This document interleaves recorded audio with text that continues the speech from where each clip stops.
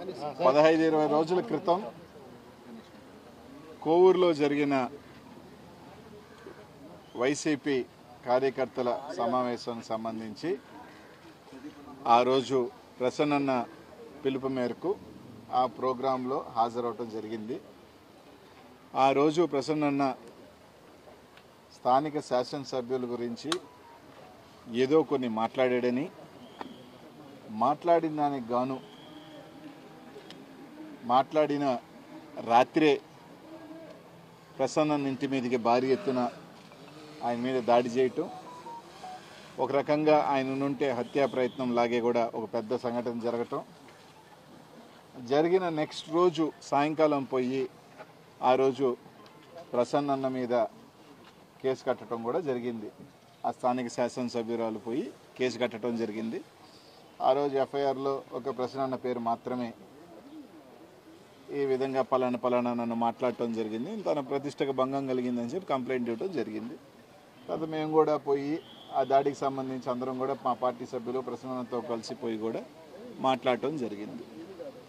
తర్వాత ఇంకో 2 రోజుల తర్వాత హుటాహుటిన ప్రసన్నన్నే కాదు, ప్రసన్నతో పాటు పాల్గొన్న ఒక 5-6 మంది పేర్లు నా పేరుతో కలిపి ఏటూగా నన్ను ఇంకో 4గురిని జత చేర్చడం జరిగింది.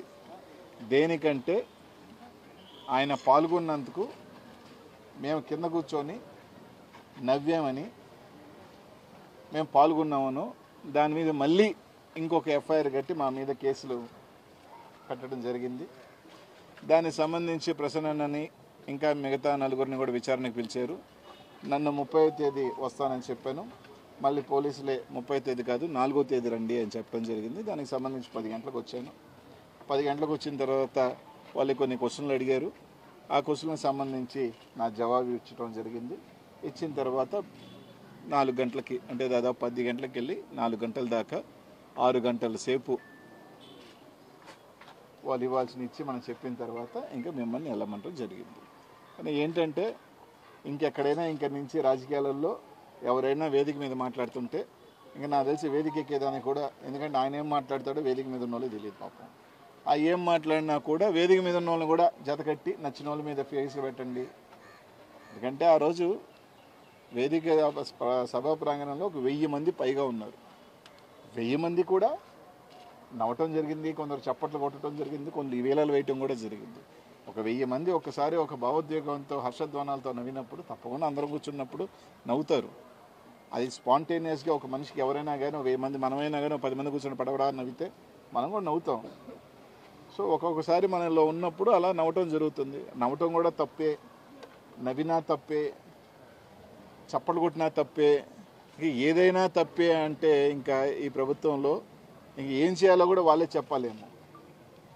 ఇంకా మేము నవ్వకూడదు, మీటింగ్లకు వెళ్తే బ్యాండేడ్ వేసుకోవాలా, చేతులు కట్టేసుకో ఉండాలి, మళ్ళీ ఒకవేళ మా చేతులు ఏదైనా అవుతాయో అది అవి కూడా చెప్తే దానికి కూడా ఒక ప్రోటోకాల్స్ ఇస్తే ఈ విధంగా నడుచుకోవాలి మీరు, ఈ విధంగా నడవాలి మీరు అనిస్తే అవి కూడా నడుచుకుంటాం. ఎందుకంటే ఈ ప్రభుత్వం అలా ఉంది. మరి ఇంకా లాస్ట్కి ఏ స్థాయికి దిగజారిపోయారు, ఎందుకనే నేను చెప్పాల్సిన అవసరం లేదు. మళ్ళీ చెప్తున్నాను కదా, పాపం సునకానందం పొందుతున్నారు కొందరు. ఒక కేసు పెట్టు, ఏదో మమ్మల్ని ఒక 5-6 గంటలు ఇన్వెస్టిగేషన్ అని చెప్పి లోపల కూర్చోబెడితే వాళ్ళు ఆనందం పొందితే మనం పొందనేమని.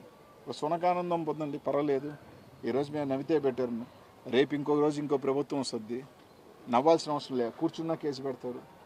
నువ్వు కూర్చున్నావు కాబట్టి కేసు పెట్టానని, లేదు నిల్చున్నావు కాబట్టి కేసు పెట్టానని కూడా వస్తాయి ఇంక రోజుల్లో. ఆ పరిస్థితులకు ఉన్నాయి కాబట్టి వాళ్ళు అడగాల్సినవి అడిగారు, నేను చెప్పాల్సింది చెప్పేసి.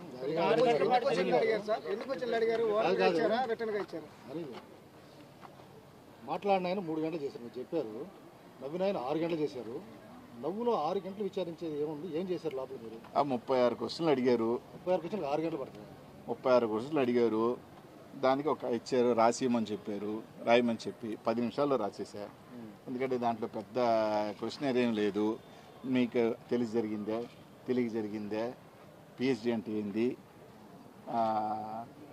మౌంట్ రోడ్లో పిహెచ్డి ఉందే, ఇంకో దగ్గర పిహెచ్డి ఉందా, రేణుగుంటలో పిహెచ్డి ఉందా, ఇట్లాంటివన్నీ అడిగారు. నాకు తెలిసినవి తెలుసు అని చెప్పాను, తెలియని చెప్పాను. నేను సమర్థిస్తారా అన్నారు. మీరు ఏకభవించారా, ఏదో మాట్లాడారు కదా అన్నారు. నెక్స్ట్ రోజు ప్రసన్న కుమార్ రెడ్డి నేను ఏమన్నానని వివరణ ఇచ్చారు, దానికి సంబంధించి సమర్థించానని చెప్పాను. సో నేను చెప్పాల్సినవి చెప్పాను. వ్యక్తిగత విభేదాలు మాకేం లేవని చెప్పాను. వాళ్ళు అడిగిని చెప్పాను, వచ్చాను. చెప్పాను కదా, పాపం వాళ్ళు సునకానందం పొందాల 6 గంటల సేపు మేము కూర్చోబెట్టాం. అనిల్ నువ్వు చెప్పినట్టు ప్రశ్న 3 గంటలు కూర్చోబెడితే నా మీద 6 గంటలు కూర్చోబెట్టినందుకు ఏమో నా మీద ప్రేమ ఎక్కువేమో, నా మీద అభిమానం, ప్రేమ, కొంచెం చనువు ఎక్కువేమో. వాళ్ళకి తెలుసు కదా, వాడు వీడు దొనపోతూ అని తిట్టి అంత ప్రేమ నా మీద ఉంది కాబట్టి 6 గంటలు ఎక్కువ కూర్చోబెట్టారు. అంటే ఓన్లీ నవ్వుకు సంబంధించారా ఆ మీద మాట్లాడేదానికి చేశారు? ఏది ఓన్లీ నవ్వినందుకే విచారించారా? అంతే కదా, అంటే నవ్విన దానికి కాదు, అంతా టోటల్ అంతా. ప్రశ్న కుమార్ రెడ్డి అన్నది మీకు తెలుసా, ఆయన తెలుసా అని అడిగా, దానికి నుంచి సమాధానం చెప్పాను. ఈ కేసుకు సంబంధించిన అంశాలు ఏమన్నా? ఈ కేసు అంటే అదే సంబంధం లేకుండా కొన్ని అంశాలు కేసుకి సంబంధం లేని అంశాలు అంటే పెద్దగా ఏం లేదు. మీ అధిష్టానం అదే సజ్జల రామకృష్ణారెడ్డి అని ఏదో మాట్లాడాడని అదొక క్వశ్చన్ అడిగారు, దానికి దీనికి సంబంధం ఏం లేదు.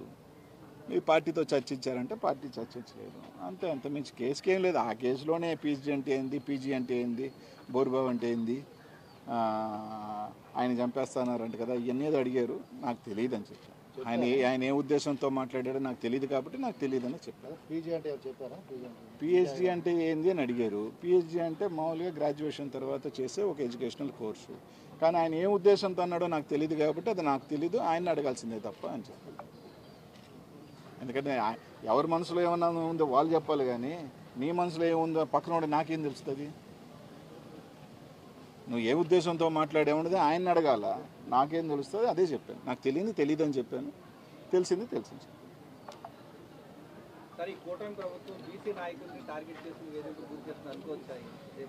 నేను అంతేగా 3 గంటల నుంచి 6 గంటలకు నా మీద ప్రేమ ఎక్కువ చూపించారంటే ఇంకంతేగా. సంబంధం లేని దాన్ని తీసుకొచ్చి అన్నిటికీ ఏదున్నా కూడా అనిల్ కుమార్ యాదవే గుర్తొస్తుంటాడు చాలామందికి ఈ జిల్లాలో. ఏదున్నా తీసుకొచ్చి అటు తీసుకెళ్ళి అనిల్ కుమార్ యాదవ్కి అంటగట్టండి, ఏదున్నా అంటగట్టండి. ఆ వేదిక మీద ఉన్నప్పుడే ఎవరిని పేరు మీద పెట్టాలో, ఎవరి మీద పెట్టలేదో, ఎవరి మీద పెట్టారన్నప్పుడే తెలిసిపోయింది కదా టార్గెట్ ఎవరని. అందుకని ఇంక చెప్పేది